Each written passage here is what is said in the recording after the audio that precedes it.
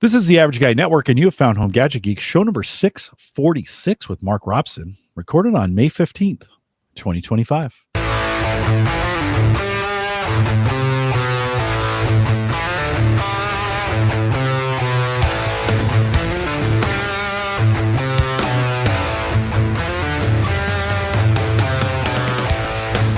Here on Home Gadget Geeks, we cover all the favorite tech gadgets that find their way into your home, news, reviews, product updates, and conversation, all for the average tech guy. I'm your host, Jim Collison, broadcasting live from the AverageGuy.tv studios here in a beautiful Bellevue, Nebraska. It's the best time of the year. May is the best month in Bellevue. Of course, we'll post a show with some real close show notes out at the AverageGuy.tv. Mark, is there a good month where you're at? Tell me again. Tell the listeners where you're located. Is there a good month that you kind of look forward to weather-wise? May and September. May, June, and September. And where are you again? Where are you Ottawa. close to? Ottawa. May and September. Okay, so very similar to us. Yeah. Right? It's late June, it's getting warm. July, it's hot. August, it's stinking hot. So September again starts to cool down a little bit. So right now and June is good. Yeah. May in Nebraska, there's nothing better. Flowers are out. Bugs haven't quite come out yet. When you think about grilling or barbecue or being outside or just sitting out there enjoying a cocktail, May's the month. The problem in Nebraska is the bugs are so bad because of the river that the later fall, you got to wait for that first real hard freeze to kind of knock down the bugs.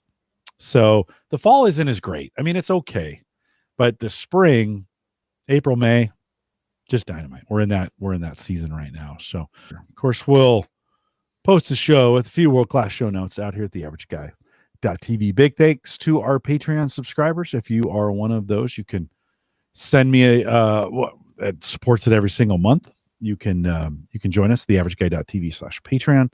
Then a big thanks to our affiliate users. If you head out to the AverageGuy.tv upper right-hand corner, click on the affiliate link. It'll pass you through to Amazon, and that benefits the network. So appreciate you guys doing that. A couple of you did that last couple weeks, and appreciate it as well. Big thanks to Gavin Campbell, who joined us last week, and it's always good to have him on. And Mark, we talked a little bit about, he upgraded 100 amps to 200 amps. Is that for you in your area? I mean, it seems to be real common with a lot of folks moving towards EV vehicle. Oh, we already have 200 amps, and any new home is a 200 amp home. Okay. Yeah. He's in Toronto, I think, right? Yeah. Yeah, I think so. Yeah. So Gavin, thanks for joining us last week as well. Well, you heard from him already. Mark Robson's joining me tonight. We're going to talk a little bit about food. So you better, if you're listening live, you might want to get a few snacks by you. If you're listening to the podcast, exactly. Stop it, go eat, then come back. Mark, how are you? Good to see you. Thank you. Pretty good. Good to have you. I was looking at I don't know what made me think of this first time we had you on. I think it was 2016, August 27th, 2016. Does that sound about right? Mike Howard joined us in those days before we lost Mike. And that was spawned by you seeing a conversation on the Facebook group, about Mike and I talking about how many barbecues we had, and you couldn't believe, I think we had 5 between us at the time, or 6. I think so. Mike was a big grill barbecue guy. And of course then, and I knew him really well. I didn't know you very well. And so that gave us the opportunity to connect. I think we did a few shows with both of you. And then of course we lost Mike in 2020. And then you and I have continued. One year we've done 2. I think most of the years we've done 1, kind of a spring show that we talk about it. I look back to that show in 2016, just a sample of what we talked about: Rec Tech, pellet smokers, bear claws, a meat smoking guide, bear can chicken gear. Yeah. Beer can. Yeah. Beer can. Did I say bear? Yeah. Maybe I was thinking of Canada. The instant read thermometers, wireless thermometers, grill mats, which I still use a ton of today. And then that was Mike's. He brought some rubs, some other pieces to it. Your section: Acorn Grill, Weber Performer, Weber Smoky Mountain, Traeger Tailgater, Thermopen.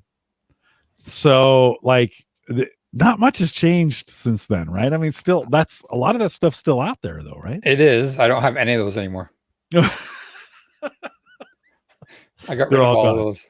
They're all I've gone. and not just stopped. I just upgraded them or changed them out. Yeah, yeah. Sold them. Somebody Yeah. else. Gave away my Acorn. Sold, I think, everything else. Okay. The Acorn, I used it to the 90% of its life, and I gave it to a guy who gave me a really good deal on doing a laminate floor. Oh, nice. Wow. Well, that's and he's still using it. Certainly a way to do it. Okay, let's get caught up with you from a grill perspective. So what do you got? What equipment do you have sitting on the back patio at this point? I'm down to 3. Okay. What? Plus. What? Yeah. What? What's down to 3 plus okay? my pizza. You okay? Things are okay? Down to 3 plus my pizza oven. Okay. So 3.5. Okay. I have a Komodo Joe Big Joe, which is a 300-pound ceramic. Mm-hmm. I have my RecTech 680, which is a 680 square inch pellet grill with a PID controller, Wi-Fi, and everything on it, with another 100 square inches of rack on top of that, and a 40-pound hopper. And then a grill I've been wanting forever, but I refused to pay the list price for it. I picked up in November. It's called a Yoder YS480. Yoder, huh? Yeah. And it is a 300-pound heavy built pellet grill. What is it? You got a RecTech. What is it about this that's better than that? Yoder was known for making offset smokers, before they ever got into the pellet grill. They were an offset smoker company that started making pellet grills, not a pellet grill company. That's exactly what I got. Yeah. So that little guy is 300 plus pounds. Oh, it's a tank. It's a tank. The lid, you can see the lid with the balance bar at the top there. Mm-hmm. That lid's about 35 or 40 pounds. What's sticking up is a weighted balance, right? Yeah. So when you lift it up, the lid's not so heavy. Yeah. Wow. Did you buy it new? No. That's okay. I was gonna say that's like electric vehicle price kind of stuff there. It was 12 years old. I bought it from a guy who was about 85 years old that was moving into a retirement home with his wife. I paid $1,000 for it. Okay. His daughter put it up in the market on Monday night. It was a miserable night. I said, I'll come see it tonight. I'll give you a deposit tonight. Like, I want it. Wow. And she said, no. She said, I'll hold off until tomorrow. And went and saw it the next day. And I looked at it. I'm like, yeah, here you go. Here's $100 to hold it. And then went out on the weekend and picked it up. So it needs a little bit of a TLC. It's starting to rust a little bit, but sure. Like it's heavy gauge metal. You can take the entire thing apart, refinish it, repaint it. Where are they built? Kansas, I think. Oh, okay. It's that little plaque you can see on the front actually has a serial number on it. So I think mine is like 13,248. And that's the number they've made, I'm assuming, right, at this point? As a 2012. Yeah. So this guy used it twice a year to do ribs. And that was it. Wow. Did it get covered? Do you know? Oh, yeah. It came with a brand new cover. It came with a brand new winter cover. The winter cover is $600 Canadian, $500 Canadian. Nice. That's the newest version. So that's got a Wi-Fi controller on it. It's got, you might have heard of a company called Fireboard. Mm-hmm. They're one of the top Wi-Fi thermometers for barbecues and controllers. They actually have a fan kit for charcoal. So Yoder partnered with Fireboard to make their new controller, which is on that. So I can get that as a retrofit kit for mine. I think it's $600 US. So, and that gives you dual temperature probes, PID control, just a more modern PID. Remind me what PID controller is. I always forget what the proportional, integral, and derivative. It's the pellets. It's your oven has one. Anything with a heater has one. So basically, what it does is it tries to get you up to temperature and as close to that temperature as you can without as much floating on top of it. Yeah. This is the burn box, I'm assuming. Yeah, which is different from most of the other ones. So that's the edge that you see on the left-hand side there, behind that part that drops down. That's the edge of the grill. So normally, like the RecTech, it puts into the middle of it. Yeah. The Traegers will put it sort of a foot into the middle of it. Yeah. This puts up completely right on the left hand side, and you're all supposed the way to the maximum left, right Yep. next to the hopper, basically. right next to the hopper, Yeah, and yeah. it drops pellets into it. So it Okay. didn't. A lot of them feed pellets into the burn pot. Yeah, the pellets come right above the burner, basically, Yeah, right? where this thing actually drops them off a couple inches above it, so Yeah. it follows. You can hear them falling into the burn pot all the time. Yeah. So I'm assuming from a Wi-Fi perspective, you can monitor and change all these settings for it. I can't right now because I have the old version. You got the old one, but when you get the new one, Yes, I'm assuming you'll be able to control all those pieces. So my RecTech was the same thing. I bought it with the old one. The new controller was $100. This one, that controller's a $600 kit. So it's new fan, new controller. Is it this controller that we're looking at here Yeah. on the screen? Yeah, $600. I mean, for some folks, that's a propane grill, right? Yeah. Oh yeah. Yeah. There's nothing on this thing. It's like buying a Mercedes or a BMW. Yeah. Once you buy it, right. My wife bought a Jira coffee maker. Like yeah, we have those at work. We have those at work. Yeah. So we have one for home. Yeah. And then the milk frother, the carafe that you put the milk in for it to suck it up was $50. Yeah. And she's complaining about it. I'm like, you have a Ferrari of a coffee maker. You're going to pay Ferrari pricing for the. Actually, pretty cheap for that piece, to be honest. Right? It was a glass jar with a little metal tube down the middle of it, and it was $50. And she was complaining. I'm like, oh, we have a full size because we have the big ones at work, right? They bought 2 of them for us, and so we have the full size carafe. So it probably holds, I don't know, half a gallon of milk in there. Yeah, no, this thing holds 2 cups. Okay. Yeah, $50 might be a little much. But we've had it now for 3 years, and she uses it every day. So yeah, I love this Wi-Fi. The picture of the Wi-Fi antenna sticking out of the back there. It's funny that they put that on there. Have you ever had to place, or looking at we're looking at the burner here. Have you ever had to go in and replace the burner on your okay? So anybody who has a pellet grill, if you ever get your GFI popping when you try and firing it up, it's more than likely because your hot what do they call them? Not a hot jog. Your hot rod has failed. Yeah. And they'll actually eat through it. They'll actually get so hot that they actually eat through the metal on them. How long would I expect? I got this Pit Boss Austin XL that I love it. By the way, I love it. We're looking at this Yoder, and it's narrow, like it's thick and narrow. I like to put a lot of beef jerky when that's kind of been my specialty over the last year or so. That's what I use the RecTech for, because that's 680 square inches, and I have jerky racks. I can do 3 high. Yeah. So I'll do like 6 pounds of jerky at once. 6 pounds? Mm-hmm. Man, I thought it was doing good with 3. Nicely done. And then I freeze it. Yeah. Really? Yeah. Oh yeah. It freezes really well. Jerky frozen, and then when you pull it out, do you take it out of the container that you froze it in to let it? So what I do is I bring it to work. I leave it in the freezer at work. And when I want some, I pull it out, put it on a piece of paper towel, microwave it for 15 seconds because there's not a lot of moisture in it. And it's nice and warm and pull apart. And but it freezes. Like if I'm making 6 pounds myself, I won't eat that in the weekend. No. Well, I mean, you could, but you shouldn't. So I'll vacuum seal it into like 2 pound bags or 1 pound bag and toss it in the freezer and pull some out, leave some at work, leave some at home. Yeah, the Austin XL has got 1,000, but that would include the top shelf, and I almost never put the top shelf in. So I probably it's the same as a RecTech. Yeah, probably the same kind of thing. And comfortably, I use 2 frog mats. I could probably put a third one in there, and I could probably do just on the bottom rack, maybe 3 pounds. And then in theory, you could probably put 2 more pounds on top if you want to do it that way. We just do 2 pounds at a time, 2-ish, right? Between 2 and 3 pounds at a time. But Mark, I mean, that's the best thing you've ever added to my life, by the way, is making beef jerky fresh, because my granddaughter, it's so much better. She's 10. And every time she comes over, she says, Grandpa Jim, do you have beef jerky? Is there beef jerky? At first thing she says when she comes over. And so for her birthday and some other things, we make sure we've got fresh stuff. But sitting around the fire and being able, sometimes if I can time it just right, pulling that jerky off fresh, man, so good. Like I went to a friend's cottage a few summers ago and I brought some up. and they have an annual, so Canada Day. So it's July 1st versus July 4th for you guys. Yeah.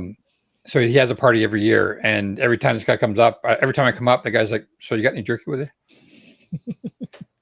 He had it once, and that was enough for him to. No, right on. Hey, enhance my life a little bit more. So right now, beef jerky, we throw it in the bowl, slice it up, throw it in the bowl, put the marinade in it, let it go overnight.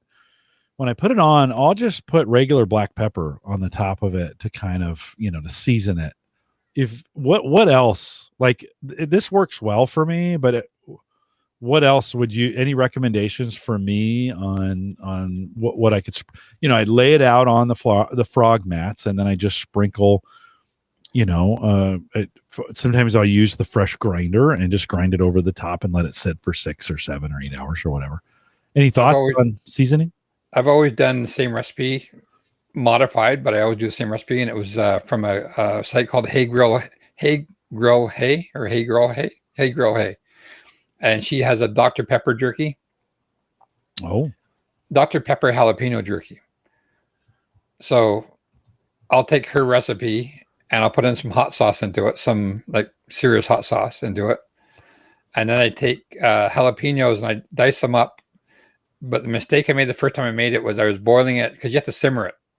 So I was simmering it with the jalapenos in the house. My wife walked in and she almost fell over from the vapors. So she had to go upstairs to the bedroom. I had to bring her food because you couldn't breathe in the house. Oh my gosh. Because the peppers were boiling in the sauce. So now what I do is I chop up the peppers and I put them into the marinade unboiled, and I just let them soak into the meat. Yeah. So I use her recipe. I think I if I remember right, I take the salt out of her recipe and I replace it with steak spice. Okay. And I double the steak spice quantity. So if she calls for like 4 tablespoons, I'll say I'll put 8 tablespoons of Montreal steak spice in. Yeah. Yep. I'll have to try that. Straight steak spice. Yeah. Steak spice. There we go. Maybe a little too much whiskey. And that with the reduced Dr. Pepper, because you got to reduce it down by half. Okay. And there's some other stuff in there. I have to look at it again. With the pork, I'm going to try doing some pork jerky. I'm going to do it just a simple teriyaki to try it out with. Okay. And if it works, then I'll look at doing some other flavors too. Yeah. Okay. I'll have to. You've mentioned that in years past, the Dr. Pepper. I have to look into that a little bit more. Sarah Dr. Pepper jalapeno jerky. Yeah. That's tasty. I've tried both teriyaki marinade which is really good. But lately I've been doing a honey bourbon barbecue marinade. That'd be good too. Also been very, very good. Yeah. Then just sprinkle a little salt. I'll have to mess with the spice a little bit more. The just regular black pepper brings it to a nice heat without it being kind of offensive. Jalapeno, of course, can get a little more. It can get a lot hotter. Well, I put some serious, like some 100,000, 200,000 Scoville hot sauces into it too. Yeah, that's a little too much for me. I like to enjoy it, not die. It ends up being sharp is probably the best way of putting it. Like not burn your mouth off, but just you got some heat to it. Yeah. Yeah. I've enjoyed pulling that off the grill fresh. We got a fire pit going on, maybe some cocktails and a cigar. And I don't know if there's anything better than that. It's pretty great. Nothing wrong with that. Like you out there, when I'm making it, I'm always going out and I'm like, yeah, not quite ready yet, but that was good. You almost need a pound for just testing, which is why I make 6 pounds. Yeah, no, right on. It's a good one of the things I've found is, of course, as you're slicing down that top round or you're slicing down the London broil, those are 2 easy cuts that are easy to get for the average guy, so to speak. London broil you can get at Walmart for $6 a pound. Sometimes your local butcher might be selling those things. They can't sell them in time, and so I've gotten them fairly inexpensive on, hey, they're trying to push these things out. Like, let's move this stuff on. Just swing by, the local grocery store. But slice that up, and then of course you have some awkward ends, right? And slice those down, and that's those are the tasting ends. Oh yeah, right. And throw those on at a spot. I kind of spread them out across the frog mats, so I know like the various levels. The other thing I do, Mark, the Austin XL that I have, it's hotter on one end than on the other, right? Even though the burn pit is in the middle, the left end is a little colder than the right end, right? You got to rotate. So I rotate. Yeah, and the frog mats make that super simple. Just pull that one out, slide the other one down, slide it on the other side. A couple hours, 3 hours maybe. But those little tidbits, those little morsels, those little ends, so to speak, super tasty and a great way to test, right? I picked up a slicer, a Cuisinart slicer last year that I have to take out the box to do my jerky with. Yeah. I was going to do bacon with it. I am close to a cutter. Like I hand cut them. So I freeze them, bring them out the night before, the next morning, pull them out. They're not quite frozen, but they're still because you don't want them solid. No, they're hard to cut solid, right? But an overnight in the fridge, cut them down, get them ever so thin. The one thing I'd like to do, and this is where your Cuisinart would come in handy, is get them more uniform.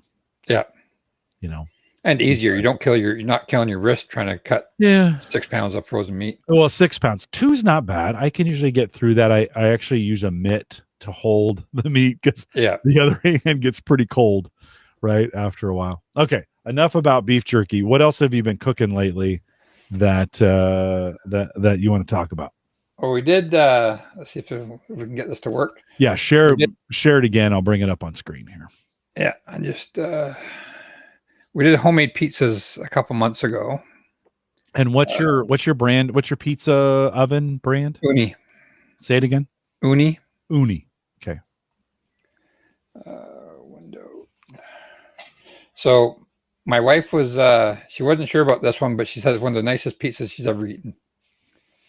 So that's and is this what kind of pizza is this? Gas? Are you doing wood pellet? Fire?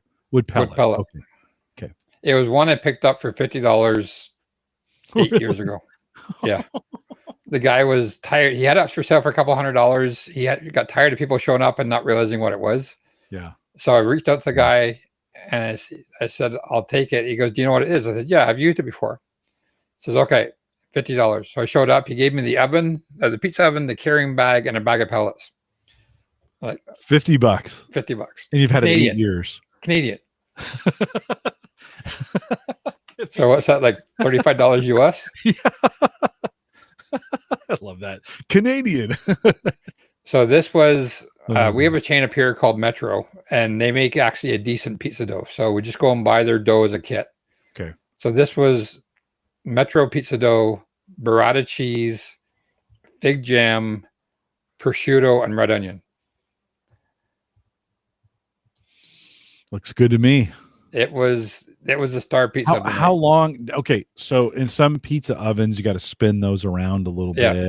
Is that still the case on a pellet fire? So, in 7 to 10 minutes, or faster than that? Once you get 90 seconds. Oh, okay. So you're 600 degrees in there, I'm assuming. Actually, I got a temperature.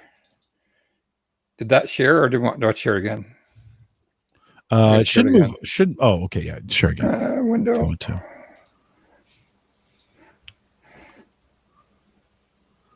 Let's put that in there. There we go. Oh, geez. 1,000 degrees. 1,000 degrees. 1,000 degrees in there. Holy. And that doesn't cook it too fast? No. Okay. You turn it 3 times. Yeah. Tony says in chat, you guys can start throwing stuff in chat. Also buy my dough from the store at Pizza Oven. It's a good way. I think it's a good way to do it. I mean, certainly making your own, during the pandemic, a lot of folks made sourdough, and making your own sourdough pizza crust, pretty delightful, right? I mean, that's a pretty tasty way to go. But for stuff like this, I've been so tempted. Solo makes a pizza oven. Yeah. And then the pizza oven craze kind of came and went. I mean, it's still there, but I've been thinking about picking up a pizza oven because that would be fun just to have out on the patio. And just look on Facebook. Yeah, no, for sure. All the stuff I have. Yeah. The 3 grills I have left and the pizza oven I bought all used. And I got wicked deals on all of them. Yeah. Yeah. It's a good way to do it. What do you think? The Solo got into this space, and there are some, for a while, all of these, grill manufacturers doing it. Any thoughts today? If you were going to buy one today, any thoughts on what you'd go with? It's all depends on how hardcore you want to get. Okay. It's like for me that for the couple times a year I use mine for $50 works out great. Right? It's there's a guy I can't barbecue dad or barbecue daddy, something like that. He's a Facebook guy. He was tied in with Komodo Joe. Now he's tied in with Big Green Egg, and he has an entire backyard of smokers, grills, and he treats cooking like an art form. Like but it's got to be actually more like science. Everything has to be precise. He has exactly, you do this and you do this and you do this to this temperature. And is it this guy? Yes. He is he's hardcore to the extreme. Yeah. And I think he did a comparison one time of all the different ways to cook pizza in your backyard, including solo. So he's done complete articles on doing pizza.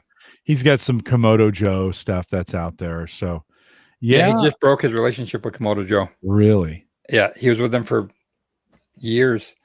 Look at this, how to build a Komodo Joe station. Look at this thing. Like that with dimensions and everything. Yeah, that's hardcore right there. I think he has 5 Komodos in his backyard. Wow. Plus some solo grills. And James Mack is his name. If you're listening to the audio version of this, I think I searched smokingdadbarbecue.com if you want to head out there and take a look at it.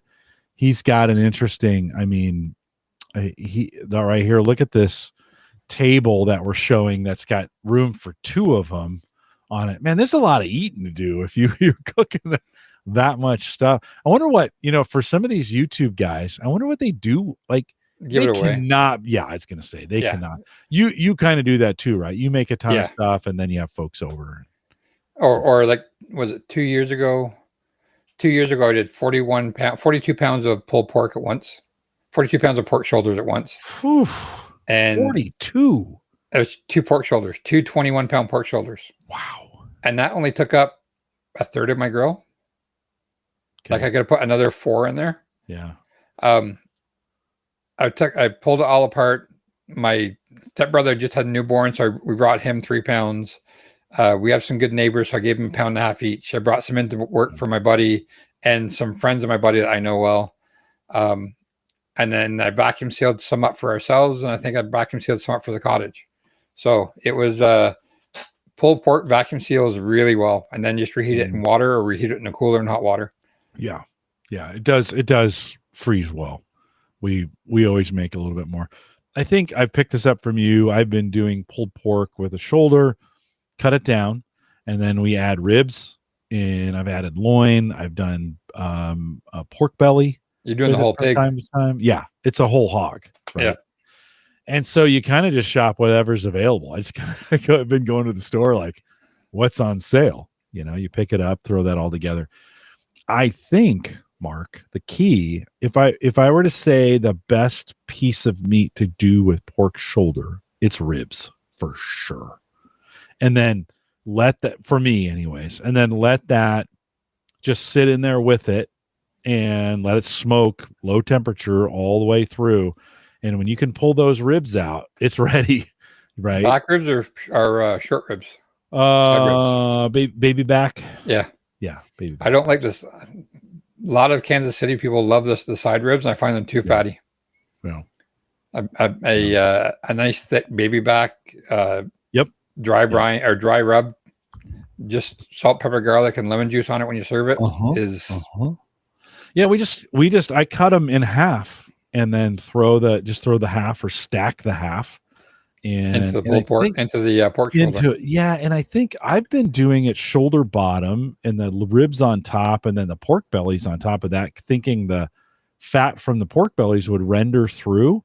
I think that's actually wrong. I think I need to have pork belly on the bottom by the most of the heat to let that pork belly fat render out, and let the shoulder on top with the fat on top render its way down in that stack, kind of thinking about the meat stack that way. I think I need to flip it around and get the fattier stuff on the bottom, because what I found is the pork belly that I could buy was cut in cubes, and maybe that's part of the problem, right? But Yes, the yeah, I buy top mine of it in. was I buy yeah. mine in the full.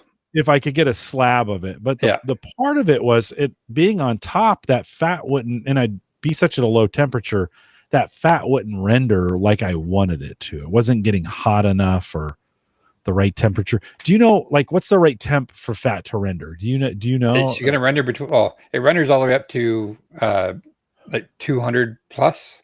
Okay. But you got to get it to 160 probably to start getting a lot of it out. Like if I look at my pork shoulder when I opened up in the morning, that's only getting to about 160. It hadn't dropped a lot of fat yet. By the time it hits the 203, it definitely got it. Because when my pork shoulder is done, it's lean. Yeah, I may not be. I may not be getting it hot enough. What temperature do you cook it at? 200 or 225. It depends on the outside temperature. 250, 275. Okay. 250 maybe the next, probably ideal. Yeah, maybe I mean I did like 8 hours at 225, and it just didn't. I wasn't as satisfied with the pork belly rendering as I thought I would. Ken has asked, how do you cook a pork belly? It all depends on what you want to do with it. Yeah. We make something we call it. It's an Asian pork belly salad. So we make a homemade peanut sauce. We buy the pork belly either in like the whole half, or we'll buy it in the strips. At Costco up here, you can buy it in like 1x1 strips. So the width of the pork belly in there 1x1. We season that with salt, pepper, garlic, and then we smoke it for about 6 or 7 hours on indirect. And then we'll cube that up. What temp? 250, 275. Yeah. I think I'm cooking too low. Lower temperatures are good for smoking, but not as good for cooking. Yeah. Okay. And then we'll serve that on a bed of Asian noodles, coleslaw, like unflavored coleslaw, just a chopped cabbage, cilantro, the homemade peanut sauce, and we'll take some of the pork belly, dice it up a little bit, and pan fry it to make it really crispy, from like bacon bits, and then serve that with peanuts. And nice. that sounds good. We love doing that. We've also made some like banh mi bun style sandwiches before with pickled onions and pickled cucumbers and stuff like that. Yeah. For the pork belly. Yeah. But we always do it sort of 5 to 7 hours, basically looking at it. You don't want to get too crispy. You want it to still be juicy. Yeah. But you want it to be cooked. Then you want to cook anything higher than 165 is cooked. So, or you can make bacon out of it. So it's the same stuff to make bacon out of it. Just same thing. Yeah. Yeah. You're just getting in bigger chunks.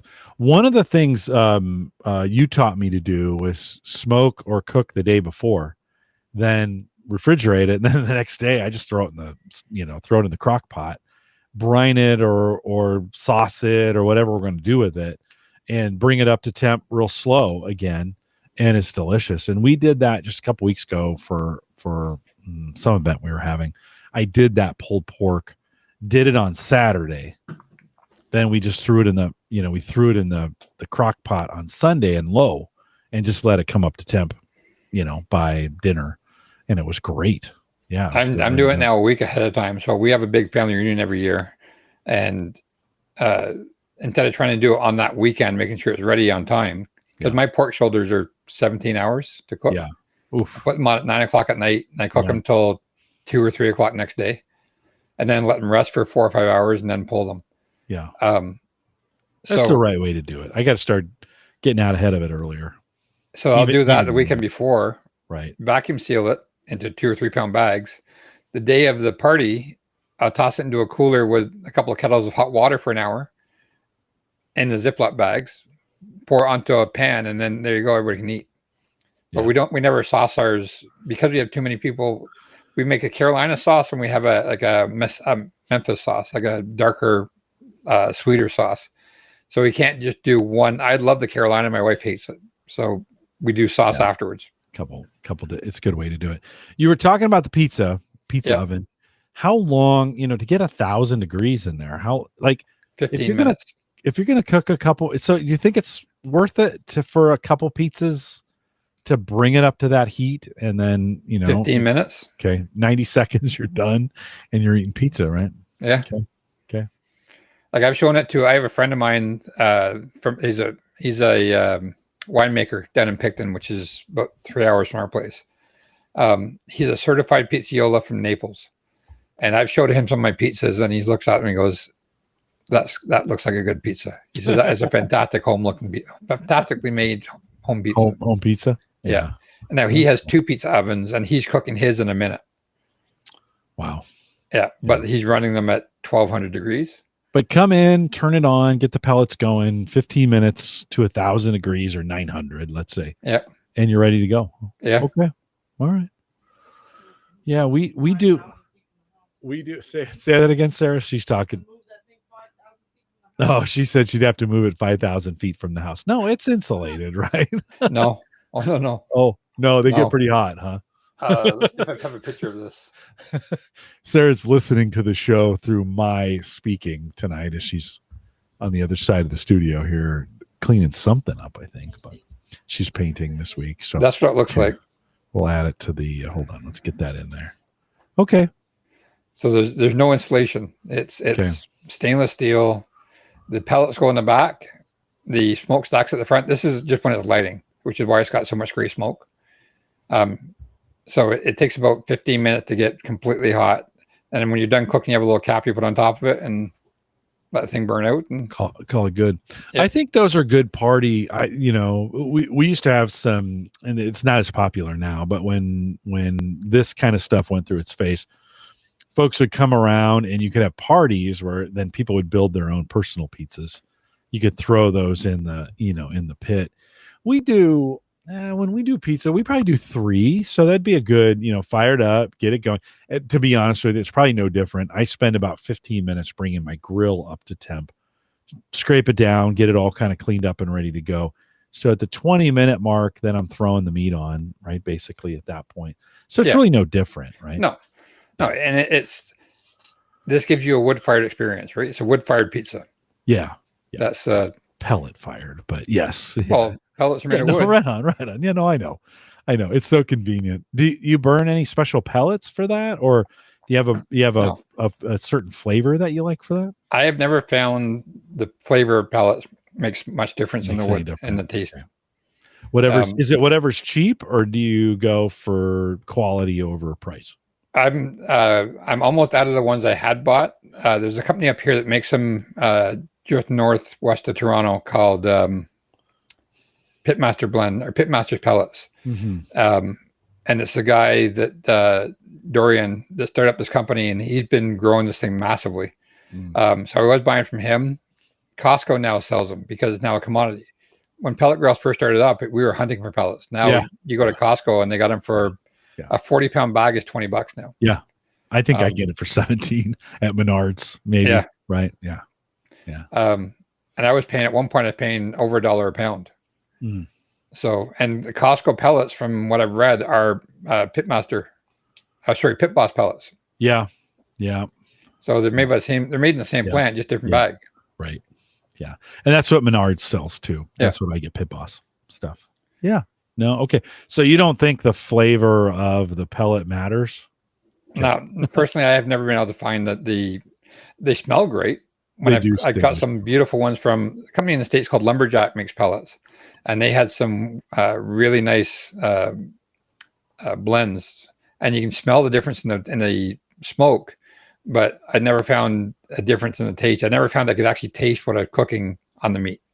That's where, like, the whole experience of being outside, cocktails, and if you have, Dave McCabe sold me a little cocktail smoker, and then cigars, that whole experience together while all that's going on, it's pretty great. Now you do have to be careful. Things like mesquite pellets are really strong. Yeah. Right. So you have to use mesquite with something like a big red meat, like a big steak. But all the fruit woods, I can't tell the difference between any of the fruit woods. Competition blend. That's what I get every time. That'd be fine. Yeah. That's kind of what I do too. And I've done mesquite, and it smells, like you said, it smells good. I'm not sure I can necessarily taste it. Yeah. Flavor. Okay. What else? What else you got? What else you been cooking? This one was one I dug through the freezer last year. Let's see if I share it, if it'll actually go through as I cycle through the pictures. Yeah, I think it will. So this was a set of beef ribs but the thin ones. So I've been able to get some really big, thick plate ribs. So they're like a steak on the back of a bone. These were my first attempt at buying beef ribs, and they were really, really thin. And I wasn't real happy with them the first time I made them. So I tried experimenting with them.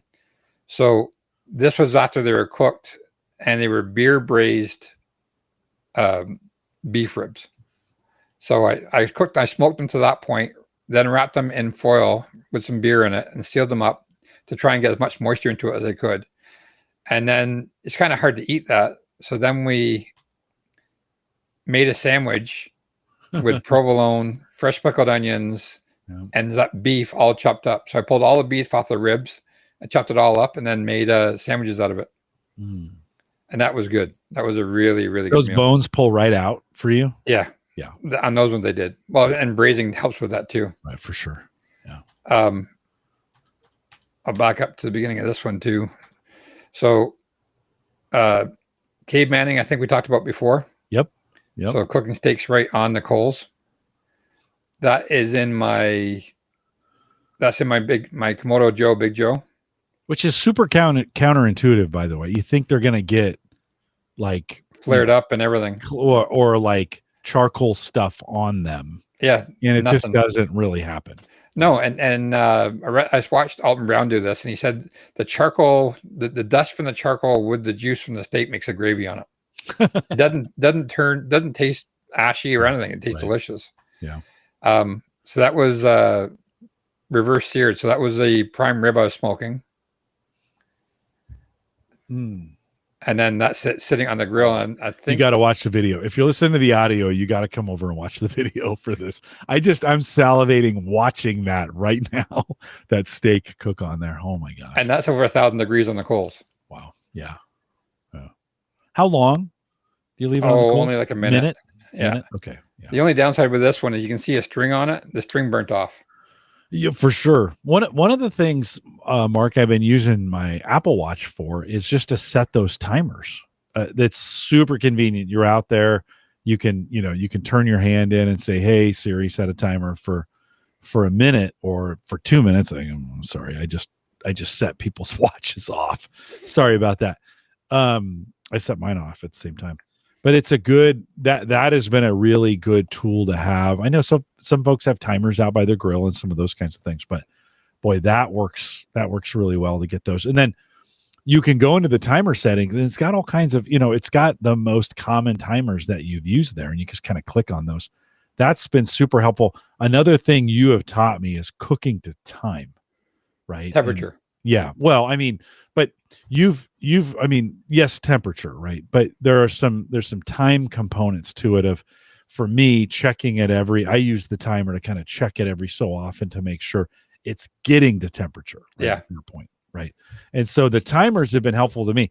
Otherwise, without a timer, I check it too soon or I don't check it soon enough, kind of deal. I ended up sitting on the back patio on the chair, timer going off, or timer set, and then just play a game on my phone until it's then you're not right. Consciously saying, I'm gonna go check it, I'm gonna check it. Yeah. No, right on. This is another one that we did. We tried it a couple times last summer. So smoked cream cheese. Oh. This one was with a sweet rub that we then served with red pepper jelly.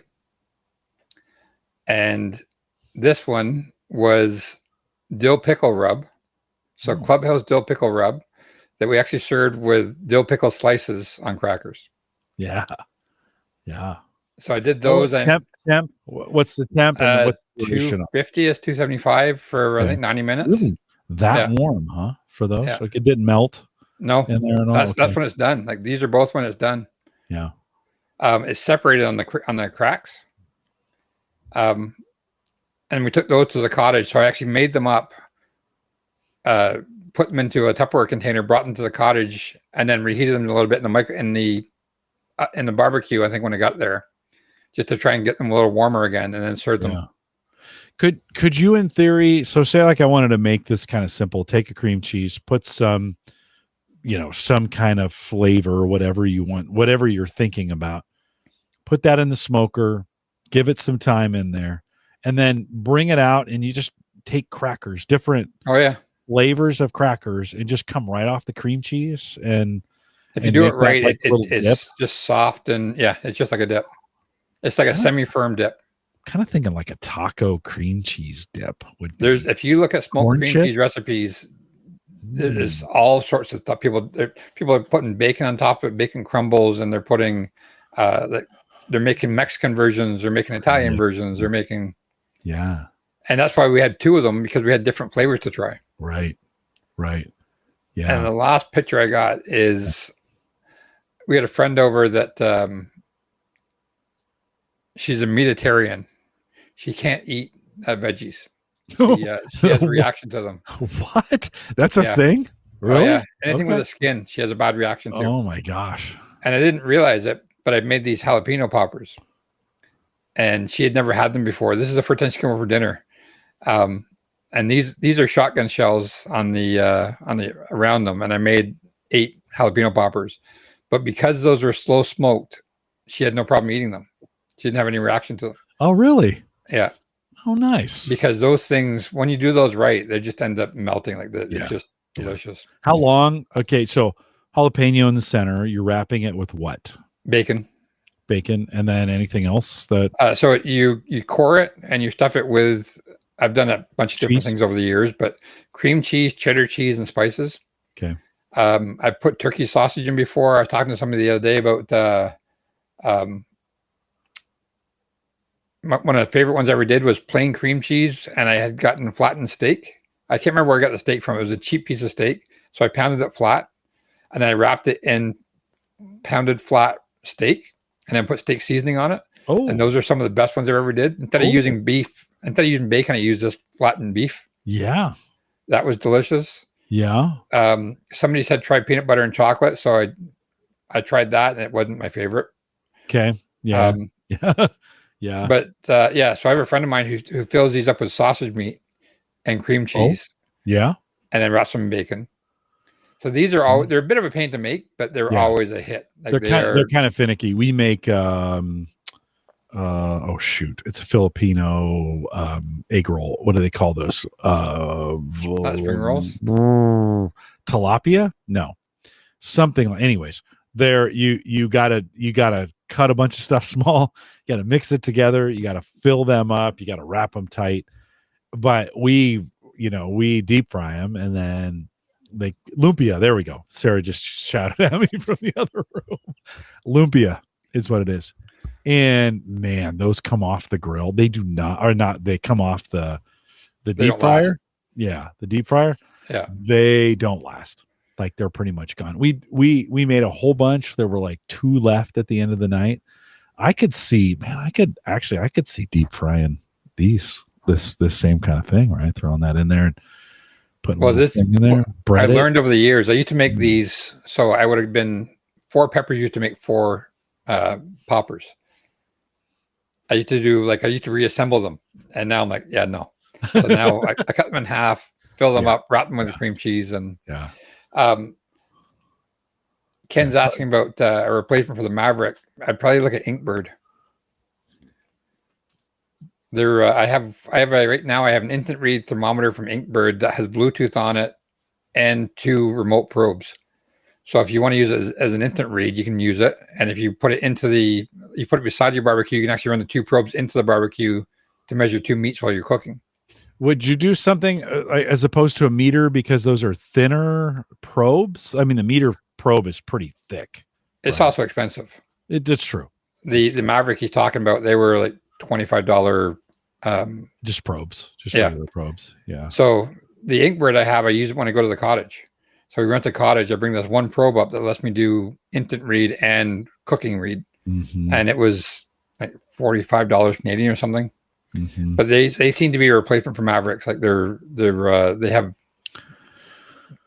a bunch of different ones. Inkbird, is that what you said? Okay, Inkbird. I think I've seen those. I have 3 or 4 of them. Yeah.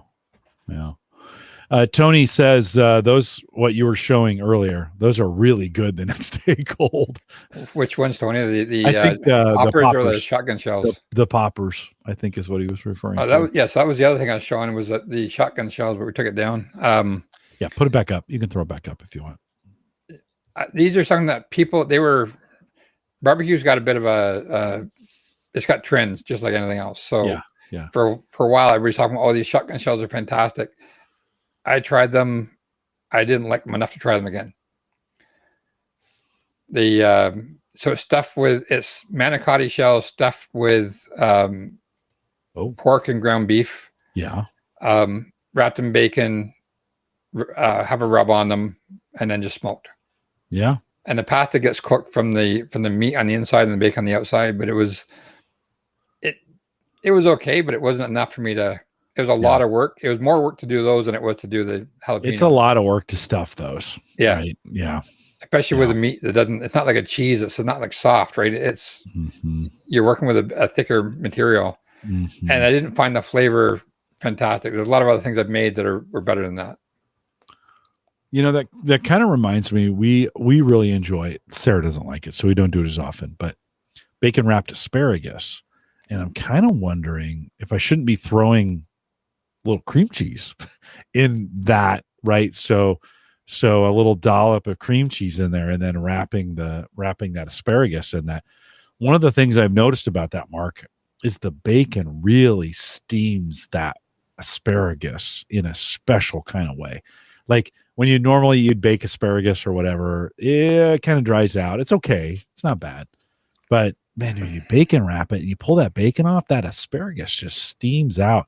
I'll have to maybe think about throwing a little cheese in there or a little cream cheese to. Have you ever heard of that out? Cream of balsamic? No. No. It's a thicker balsamic. It's almost like a balsamic syrup. Yeah. So those asparagus spears wrapped in bacon, drizzled with cream balsamic are. Oh, okay. Yeah. Yeah. Those are really, really good. Yeah, that would be tasty. There's a company called Nona's up here that sells it, and it's balsamic syrup almost. Yeah. Have you ever drizzled a little honey on that? I haven't on those, but I have on my. I've made candied bacon before. Yeah. Put it on that, and I've also put it on the cream cheese. I think when I did the sweet one, I think I brushed maple syrup on it. Okay. Because maple syrup's a thinner. You just got that. It was just available in the gutters, right? You just grab some. We have it on the top. It's easier to use maple syrup because it's got a thinner texture, consistency. Yeah. So it's easier to do if you're trying to spread it on something that's soft like cream cheese. It's easier to put that on cheese. I put it when I smoke cheese. I drizzled maple syrup on the smoked cheese before I smoked it. What kind of cheese?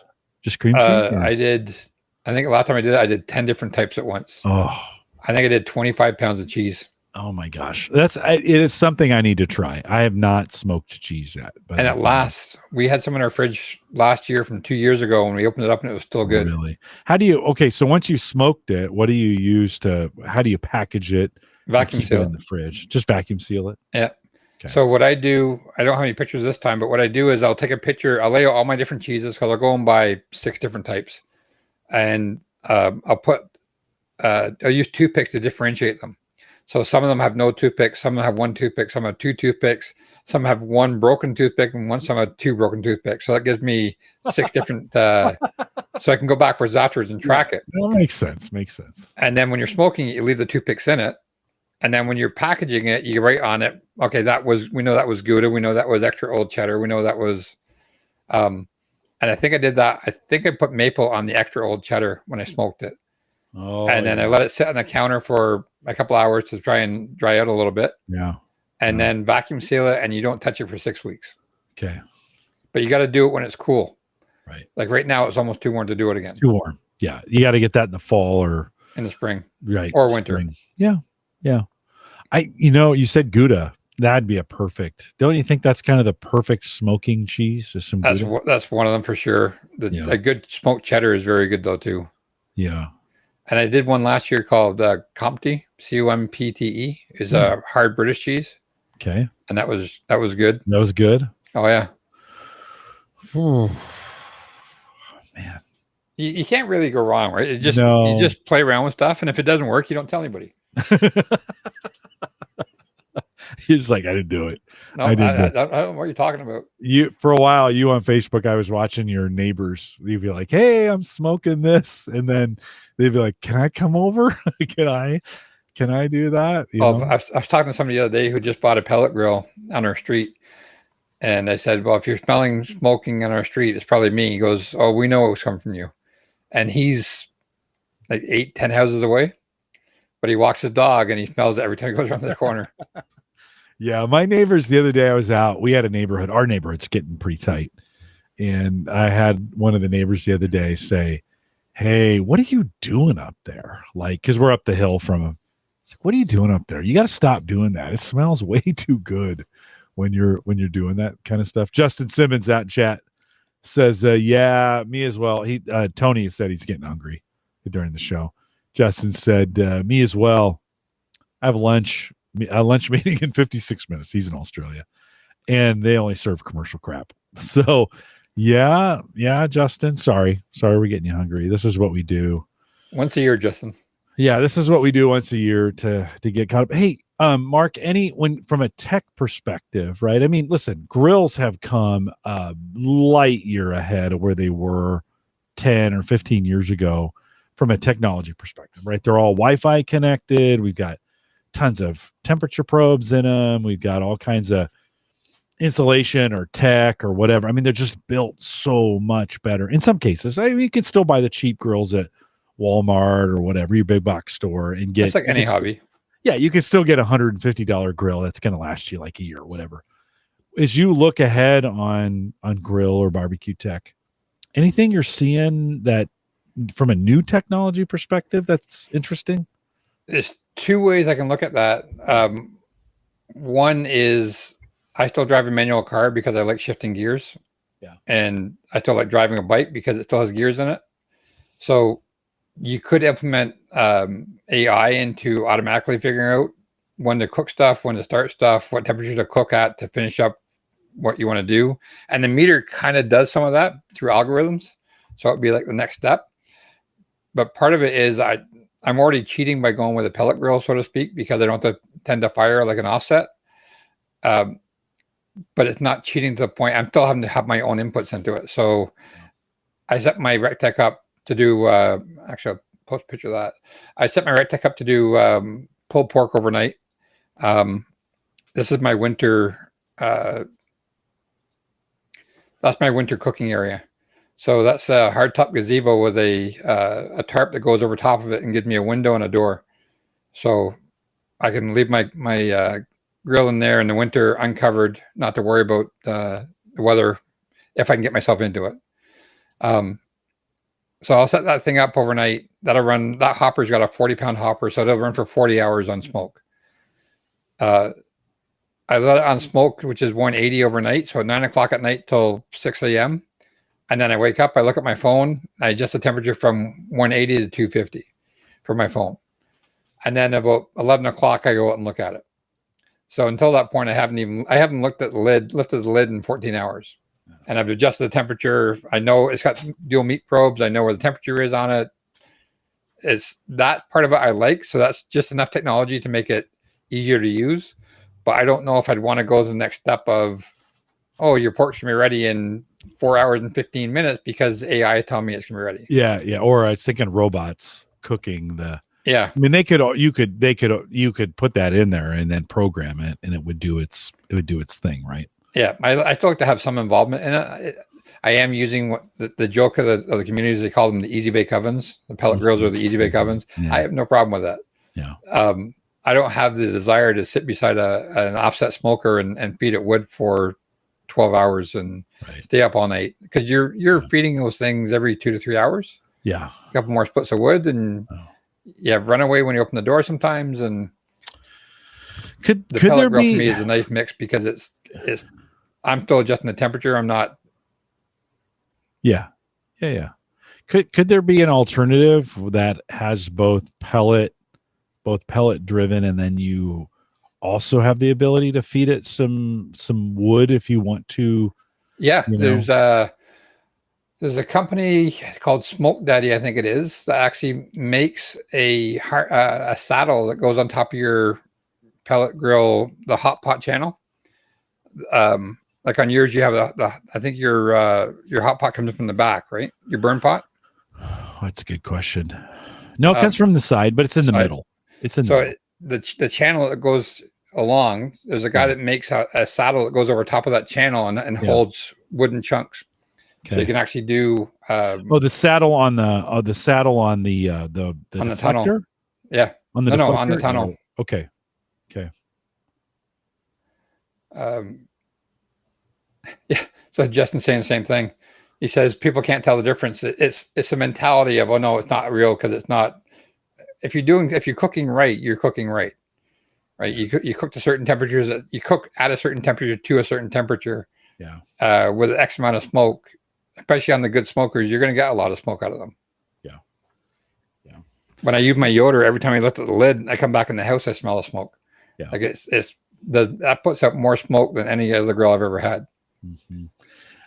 And Sarah, she can't hear me, but she doesn't love a lot of the smoke. So I have to kind of tone it down when we're doing. Well, higher temperatures will get rid of some of the smoke. Yeah, for sure. No, for sure. Yeah, for sure. I almost never. I'm to a spot where the smoker gets pulled pork and those kinds of things, and then when I'm doing steaks, I'm just doing that on a regular grill, just using gas for that. And that works great for me. My gas grill has cast iron grates on it. They're all seasoned. I have rocks underneath them. Those are seasoned. It's getting some of that flavor out of those things. In fact, the other night, my gas grill caught fire from the drippings that were landing on the rocks. It got hot enough, they caught fire. So I had to kind of pull everything off and wait 5 minutes for all that stuff to burn off. And of course, I usually have a fire a year. Yeah. It's now you don't even panic. I have baking soda in my barbecue closet right beside the door. Yeah, I just let it burn out. I go grab it, toss it on. I just let it burn out. Most of the time for me, I just let it burn out. We do bacon wrapped sirloins from time to time, so that adds a lot of grease to it. So I let it kind of build up, and then every once in a while it just catches fire, and you're like, okay, I'm gonna wait a second. It'll burn through. That's one of those things. Don't panic. Just leave the lid open. I can always tell when the temperature gauge goes to the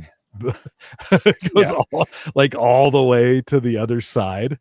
I think mine goes to 800 or something like that. And when it goes all the way to the other side, you're like, okay, my grill's on fire. I better open that thing up. Justin says, he says I use a high intensity cold smoker, Aussie Smoke Bloke, more commonly known as the Smoke Eye or UFO smoker these days. Pellets really work well in those as well. Good, nice, consistent product.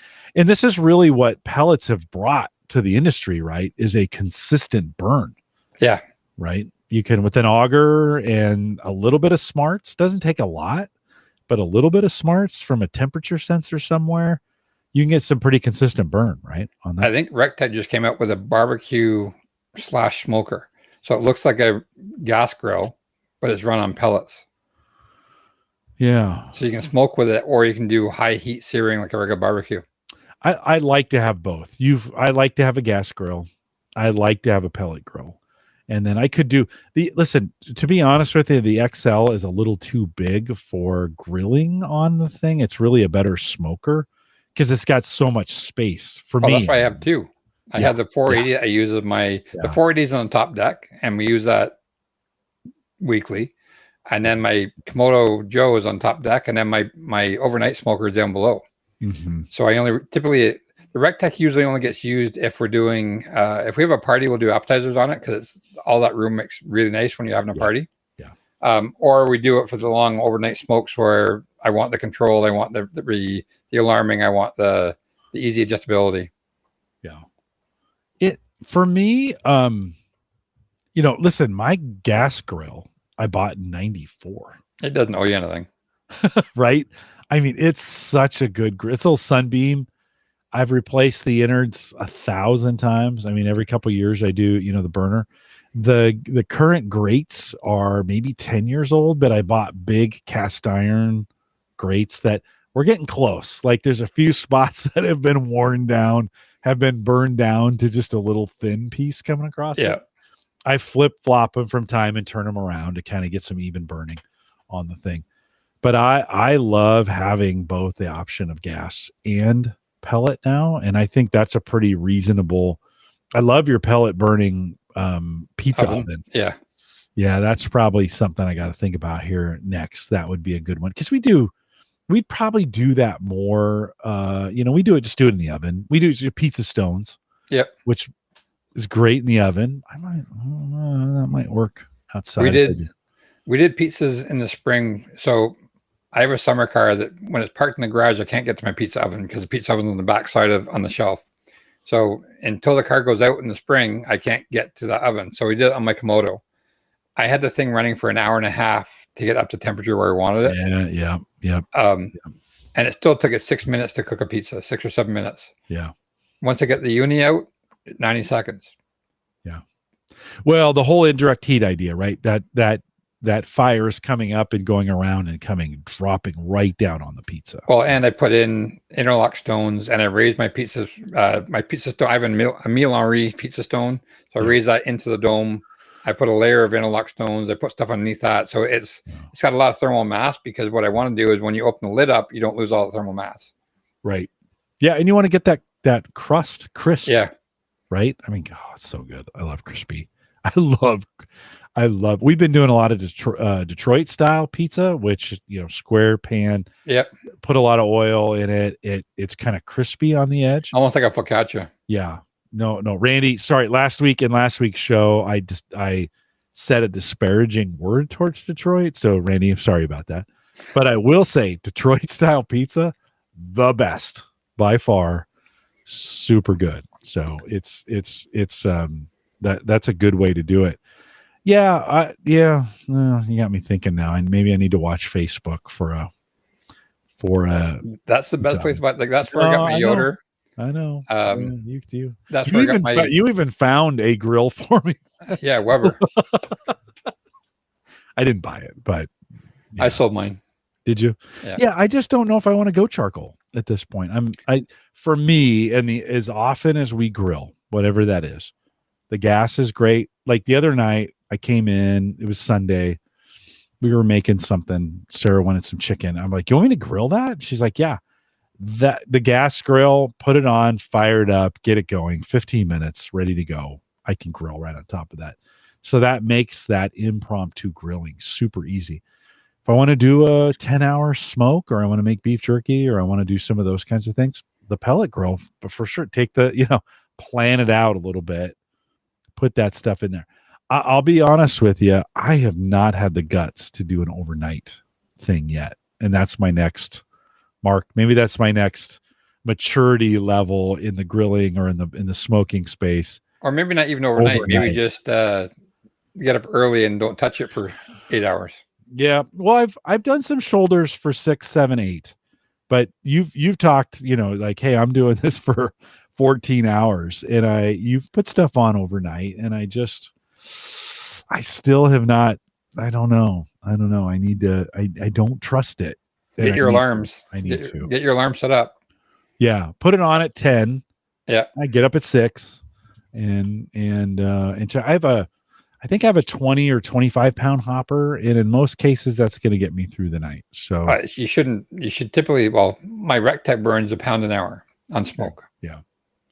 So I've gone through on a weekend, 40 pounds where we did ribs one day. And then we did I think we did ribs and a pork shoulder in the same weekend. So do ribs one day, so fire the thing up at 8 o'clock in the morning, 9 o'clock in the morning, do ribs for 7 hours. I think I turned it down to smoke, didn't even turn it off, just turned it down to smoke, and then put the pork shoulder on at 9 o'clock at night. Yeah. It's the way to do it. And that's probably, the other night I did the pork shoulder first, ran that all day, shut it down, and then the next morning fired it back up at 6, put the beef jerky on at 7. And then by 2 or 3, that was starting to get to its spot. Yeah, I think last time I did a lot, which was when I had it with the brisket. I think I ran 2 consecutive 4-hour cooks, and I filled my 680 square inches with 3 racks. Yeah. So I have, I got 6 racks total. So I think I did 2 batches of 6 racks total in my 680 square inch rack pellet grill. I think it was 6 pounds cooked when I was done. And that was from 2 20-pound briskets. I need to go eat some meat right now. Mark, as you look ahead, anything you got your eyes on future wise on grill stuff, or that like you would if the price was right, you'd pick it up? I'm debating on whether or not I trade my Komodo Jumbo Joe, which is a massive one, for a regular size one, because it takes a lot of charcoal to get that 300-pound egg up to temperature. Yeah. Really? Oh yeah. Are those insulated? I mean, shouldn't that come up pretty fast? Oh, okay. They're an inch. No. They're an inch of ceramic. Oh, okay. The steel ones are. So my Acorn was significantly better on charcoal, significantly more efficient than the Komodo eggs are. But there's also only 2 of us, so pretty much all I use it for is searing steaks and occasional cooking pizzas. Right. So I don't need to have the biggest jumbo one, especially now I got 2 pellet grills. Yeah. So the Yoder is my day-to-day one for anything from burgers, chicken wings, pork chops, whatever. And then if I do it overnight cooks, I do it on the Rectech. Yeah. Well, here in the U.S., if you're not wanting to spend that kind of money, well, you can spend less money if you buy them used like Mark does. But you can also, Pit Boss has been another good brand that I've. There's used. Nothing wrong with Pit Boss. No, that has played out nice. Cover was nice on it. Ken asks, Weber grill still solid? I may consider a gas grill. Would you thinking like when I think of Weber, I think of charcoal, and man, it's so convenient on the gas side of things just to fire it up in 15 minutes, and the consistency that a gas grill brings for me. I can kind of predict where the levels are going to be. You know, once I get to know it, I know my gas grill. I've never felt that comfortable with a charcoal grill, right? Being able to get it there. I could be wrong. And maybe it's just a practice thing. It's a practice thing. I had a Weber I'll answer Ken's question in a second, but yeah, I had a Weber. I bought a Napoleon charcoal grill. They just come out with them. It was absolute garbage.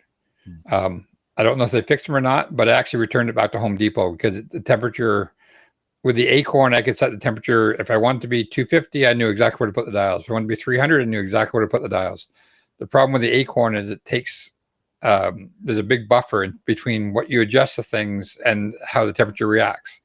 If it goes too high, you're fighting with it forever to try and get the thing down. With the Weber, when I got it, I did the same stuff I did with the Acorn, and it was, you want 250, there's 250. You want 300, there's 300. Or you want 250 again, there's back to 250. Like it was great. The Napoleon had way too many air gaps. So you start a little fire in it and you close it right the way down, and the thing would go up to 600 degrees. So it might have been the one I had. It might have been that they're all like that. But I got my Weber and never looked back, and it was always a great one. Okay. Weber does have some nice stuff, but I think it's like anything. Weber and Napoleon are the 2 big ones up here. They both have discount brands and they both have premium brands, and you pay for you can tell what you're looking at from the price point. That's really what it boils down to at the end of the day, right? Getting that right price point. And you're either going to pay that retail, you're going to pay midway probably for a lot of folks, or you're going to shop the Facebook or whatever that is for you, looking for those deals. Of course, you never know what you get when you do that kind of, right? That thing could be abused. Although, have you ever bought a grill that's been abused, or are they usually pretty well taken care of? No. I'm selling one that's it's had some abuse, but it's just through use. Like it's my Broil King pellet is could do some TLC right now just because I burned like 1,500 pounds of pellets through it. Yeah. The stuff there's metal starts to fatigue after it has that many heat cycles. Sure. I need to go out and take my mine apart and vacuum out all the, it gets pretty ashy in there after a while, and you gotta, with the smoker, you gotta kind of clear them out from time to time. A couple of times a year I try and do that. Yeah. On the gas grill, I always use, I replace the burner, and then I get rocks, and I like, there's some cool flat rocks. They're manufactured. They got little holes in them. I've done that.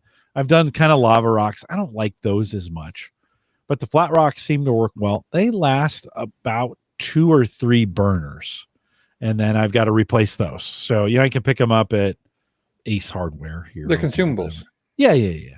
And they get flavored. Those little rocks, they get super flavored.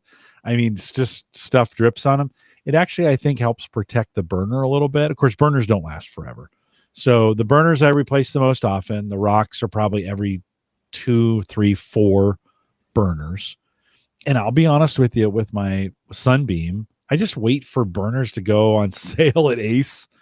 They'll be, as long as you can still get them, right? Yeah, for whatever reason, they'll be clearancing those things out in the maybe summer or spring or whatever model, whatever.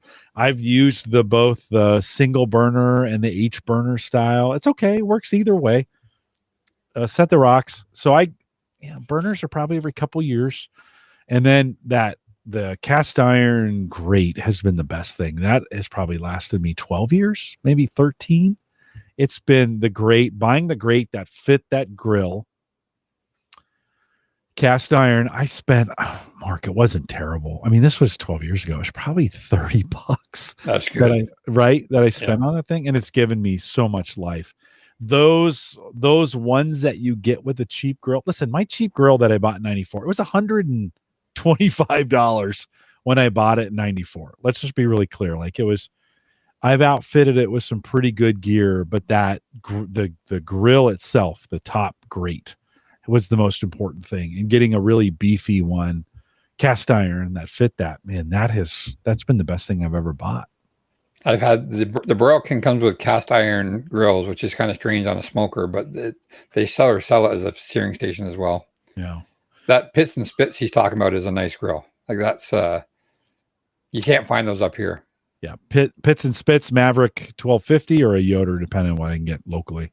Yeah, that's Justin. Yeah. Justin, the Yoder, the Yoder up here was $4,300. Okay, yeah. Like the Yoder at the Canadian store up here, $22.50 here in the U.S. is what I just saw. No, we pay Canadian tax. Yeah, for sure. It's U.S. brand, right? Yoder is a U.S. brand. Yeah, I think they're made in Wichita, Kansas. Okay. Yeah, $22.50 US. They're $3,800 Canadian. Whew. Yikes. Yeah. So when I buy the upgrade kit, I'm actually going to go down to the States to buy it. Yeah, it would be worth driving and then smuggling it over the border. I'm not saying you should do that. I'll pay the tax on it because it's made in the U.S., right? So there's no duty on it. That's true. It's 13% tax, and you're done. Okay. Yeah. But it's going to save them about $300. Yeah. So it's there's one importer for you're coming through town, and we'll grill. Yeah. There's one importer for Yoder in Canada, and he adds about $1,000 onto every grill. So all the stores are selling for the same price, and you can't buy one outside of a store. So it's when I saw that one for $1,000, I jumped on it. And it's I'm trying to equate it to something else. There's maybe like an old guitar. Like there's not a whole lot to go wrong with them. Yeah, they work or they don't work. If they don't work, there's not a whole lot to them. They're an RTD, a fan, and an auger, and that's it. Yeah. Well built. I mean, this is a tank as you're looking at this. I mean, well built, and I'm sure. Do they have their own covers? Yes, for them. Yeah. They look funky because the cover, those racks at the front, the chrome racks at the front and the side, the cover covers them, so it's got all these little things jutting out everywhere.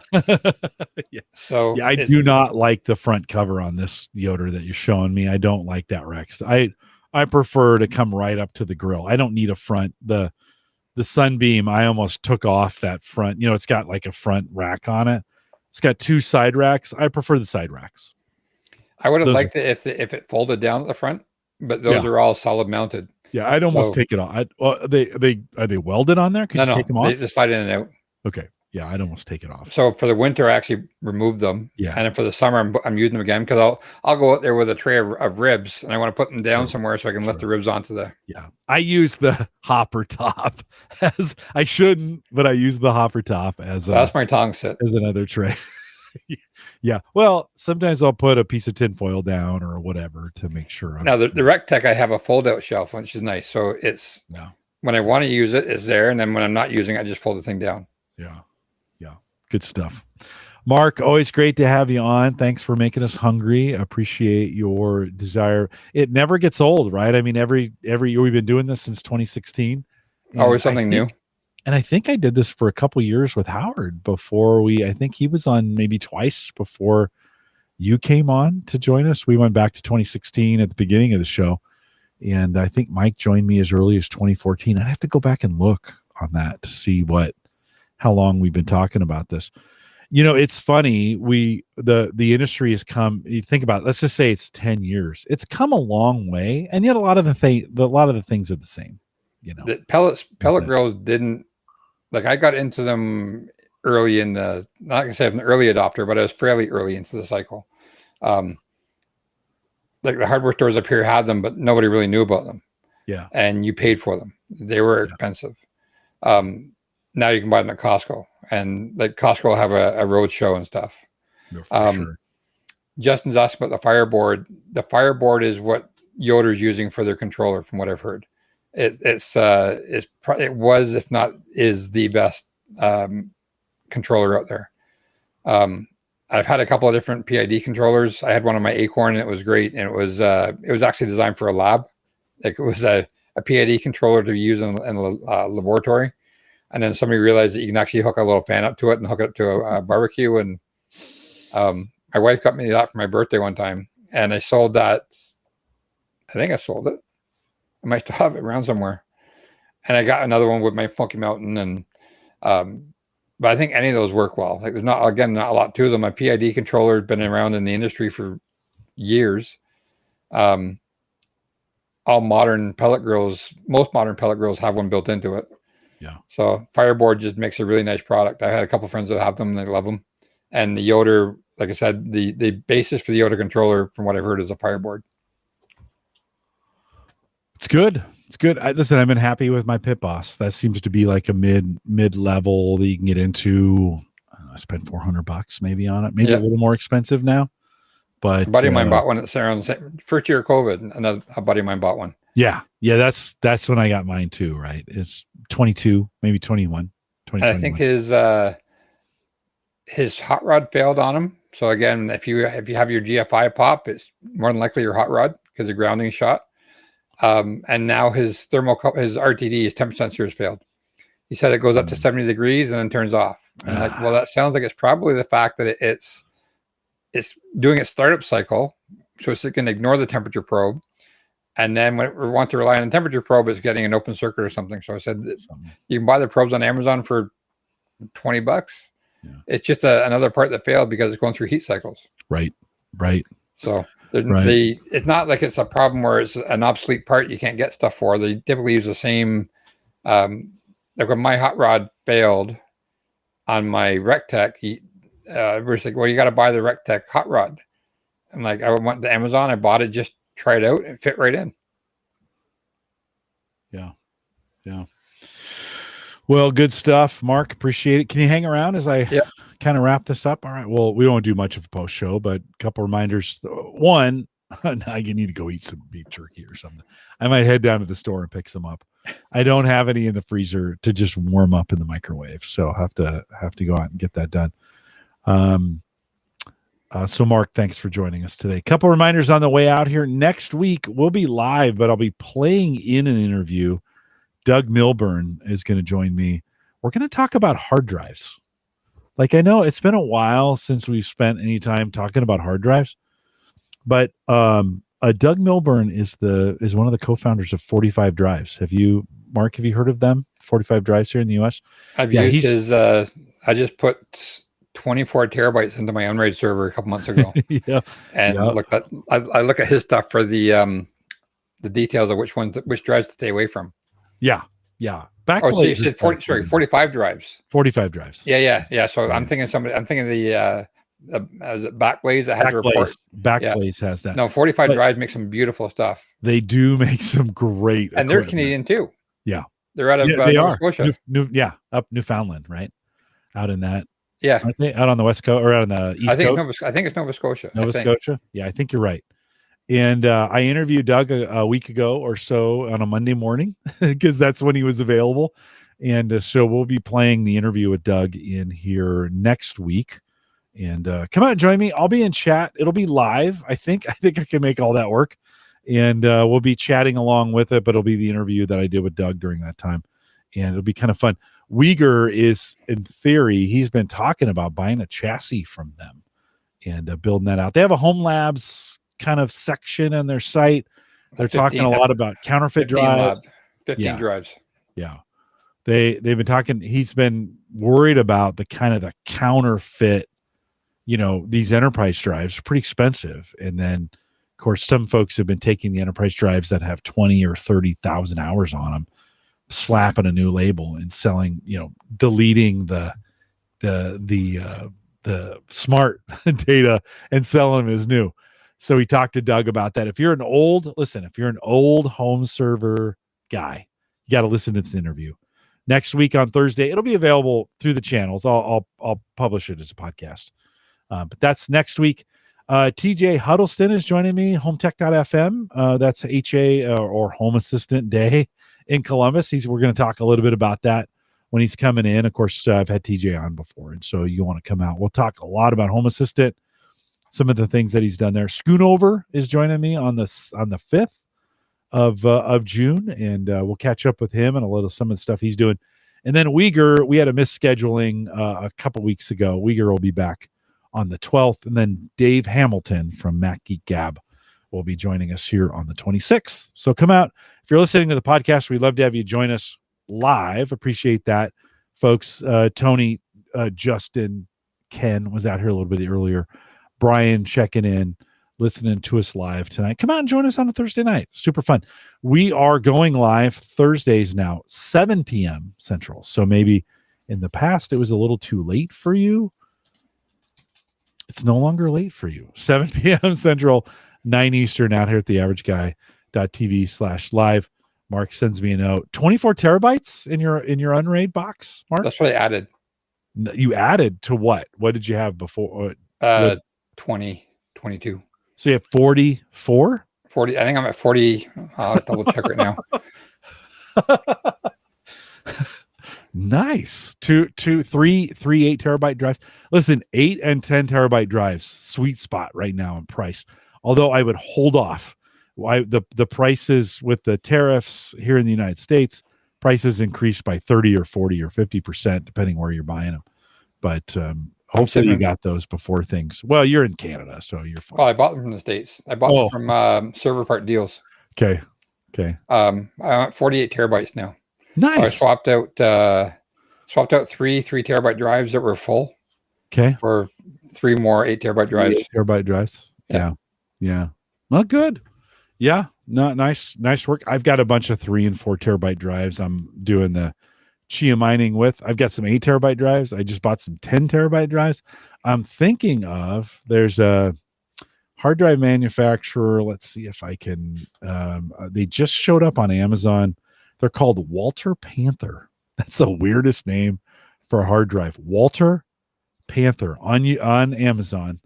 They are significantly the cheapest drive on there. I don't know if they're any good. 16 terabyte drives right now for $169, which, getting that $10 a terabyte type thing, it's been hard to do.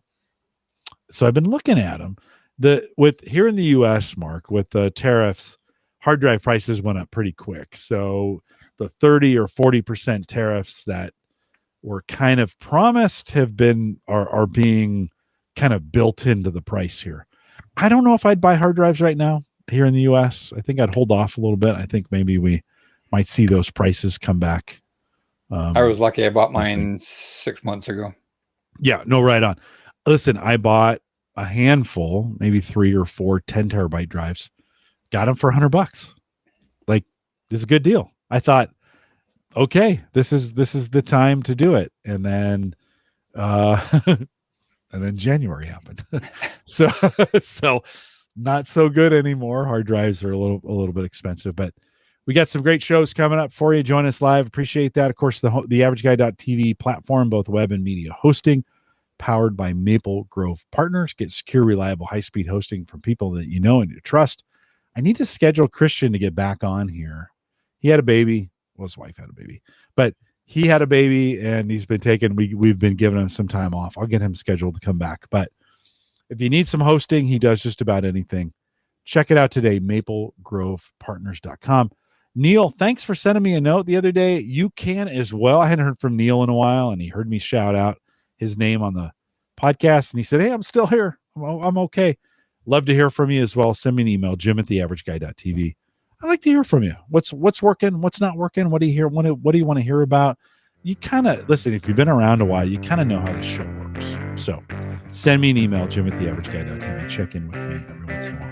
We are live every Thursday, 7 p.m. Central, I can't even say it, Mark. 7 p.m. Central, 8 p.m. Eastern. I've been saying that the other way for 1,000 years, at theaverageguy.tv/live. If you're listening to the live show, thanks for coming out. We'll be around for a little bit of a post show. With that, we'll say goodbye, everybody.